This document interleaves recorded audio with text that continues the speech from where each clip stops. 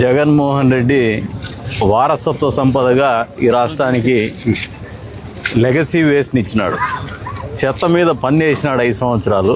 కానీ రాష్ట్రంలో ఉండే చెత్తను మాత్రం పేరుకుపోయినటువంటి పరిస్థితులకు దోచేసినాడు. ఆయన వారసత్వంగా ఇచ్చిండేది ఏంటంటే లెగసీ వేస్ట్. ఈ రోజున దాన్ని వదిలించుకోవడానికి ప్రభుత్వం వినూత్నంగా ఆలోచన చేస్తూ స్వచ్ఛరథం పేరు మీద వేస్ట్ ఎవరైనా ఇస్తే, స్పెషల్గా ప్రత్యేకించి ప్లాస్టిక్ ఏదైతే ఉందో, ఈ ప్లాస్టిక్ కానీ ఇతరతర చెత్త ఏదైతే తీసుకొచ్చినా కూడా దానికి 20 రూపాయలు రేటు కట్టి సరిపడా వస్తువులు కానీ దానికి వస్తు రూపేణ వస్తు మార్పు క్రమంలో నిత్యావసర వస్తువులు కావచ్చు, అంతే స్థాయిలో వాళ్ళు వాడేటువంటి దైనందిక జీవితంలో వాడేటువంటి సోపు, పేస్ట్ ఇటువంటివి ఇచ్చి ఈ చెత్తను వదిలించుకునేటువంటి కార్యక్రమము వినూత్నంగా మన పంచాయతీరాజ్ శాఖ మంత్రి గారు, డిప్యూటీ సీఎం గారు పవన్ కళ్యాణ్ గారు రూపకల్పన చేయడం జరిగింది. ఈ రోజున ప్రజలు ఆలోచన చేసుకోవాలి. చెత్త మీద పన్ను వేసినటువంటి మొదటి ముఖ్యమంత్రి ఈయనే, జగన్మోహన్ రెడ్డి. ఆ చెత్తను వదిలించుకోవాలంటే తదుపరి వచ్చిన ప్రభుత్వాలు చాలా సమస్యలతో కూడుకున్నటువంటి పరిస్థితుల్లో ప్రభుత్వం ఏర్పడంగానే చంద్రబాబు నాయుడు గారి నాయకత్వంలో మొదటగా చెత్త మీద పన్ను ఎత్తేసింది. ఈ రోజున ఆయన వదిలిపోయినటువంటి లెగసీ వేస్ట్ ఏదైతే ఉందో, అప్పట్లో చెత్తను కూడా నిర్మూలించాలి. ఆయన పన్ను వేసినాడు కానీ నిర్మూలించాలి. ఆ చెత్తని వదిలించుకునే క్రమంలోనే ఇటువంటి వినూత్నమైనటువంటి ఆలోచనలు చేయాల్సి వస్తుంది. ప్రజలు ఇప్పటికైనా ఆలోచన చేసుకోవాలి.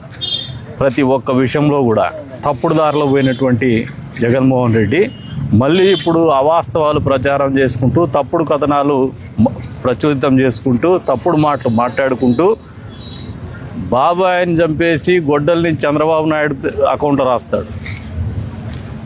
కల్తీ చేసి 100 కోట్ల డబ్బులు కొట్టేసి మళ్ళీ ఒక ప్రయత్నం చేస్తున్నాడు చంద్రబాబు నాయుడు గారి కుటుంబానికి, లేదంటే ఆయనకు సంబంధించినటువంటి వాళ్ళ భార్యకు సంబంధించినటువంటి కుటుంబానికి సంబంధించినటువంటి కంపెనీలకు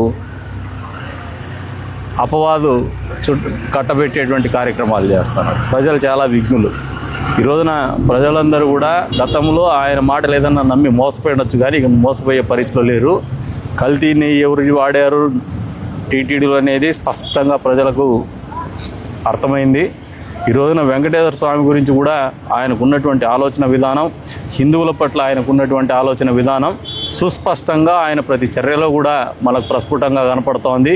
రాజకీయాలకు ఇచ్చే ప్రాధాన్యత హిందూ మతానికి కానీ, హిందూ ధర్మానికి కానీ, హిందూ దేవుళ్ళకు కానీ ఇచ్చేటువంటి పరిస్థితిలో జగన్మోహన్ రెడ్డి లేడనేది వాస్తవం అని నిన్నటి రోజున ఆయన శాసనమండలిలో ఆయన కానీ ఆయన పక్షం కానీ వ్యవహరించినటువంటి తీరుతెనులే ప్రజలందరికీ కూడా అర్థమయ్యే రకంగా తెలియజెప్పిందని చెప్పేసి కూడా తెలియజేసుకుంటూ, ఈరోజున జగన్మోహన్ రెడ్డి చేస్తున్నటువంటి అకృత్యాలు రాజకీయం కోసం, అధికారం కోసం పడుతున్నటువంటి తాపత్రయంలో భాగంగా చేస్తున్నటువంటి అకృత్యాలను ప్రతి ఒక్కరూ గమనిస్తున్నారని చెప్పేసి కూడా తెలియజెప్తాం.